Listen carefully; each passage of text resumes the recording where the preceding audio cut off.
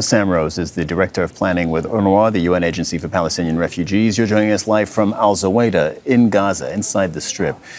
Sam, Israel has been accused of using starvation as a weapon of war. Is it fair to say it's also using thirst as a weapon of war? I mean, look, what I can say is that the water situation for Palestinians in Gaza, it was bad before the war. It's catastrophic right now, both in terms of availability of water, people's ability to access that water, but also major concerns about the quality of the water that's being provided. And we're seeing that manifested in higher rates of malnutrition and in outbreaks of infectious disease, in particular hepatitis, but we've also seen recently dysentery and massive increases in rates of diarrhea in recent weeks. All this down to poor water quality and lack of quantity. Yeah, so you're pointing out multiple problems within one, right? Quantity of water available, access to that water, and the quality of the water. In terms of quantity, the report we just heard laid out that on a good day, there might be 7 to 8 liters available per person, or one person rather might get access to 7 or 8 liters of water. How much water does a human being need on a daily basis? Minimal survival needs, we estimate in the humanitarian sector around 15 litres a day per person minimal. That's Sorry, was that 15, 1-5?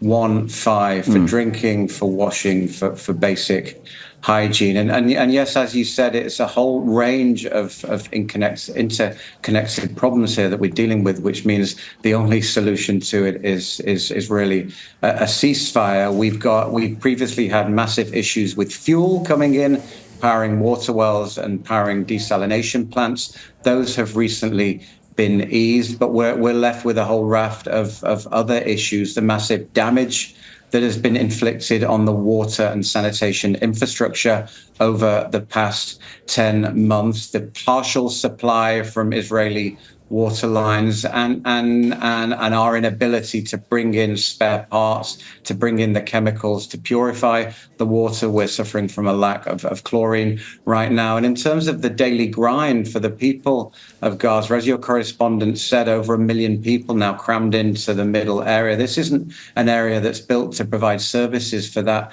many people. So the water points simply aren't here. And when people continually move from one place to another, the water points, the water providers have to follow them around. So it's incredibly difficult for them to get access, and for us and other water providers in Gaza to ensure that access when people are on the move. And they're on the move in the midst of a very heavy conflicts as well, and very heavy bombardment. So not only is it difficult, it's also often very dangerous.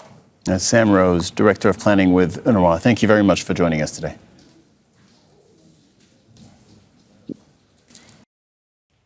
Make sure to subscribe to our channel to get the latest news from Al Jazeera.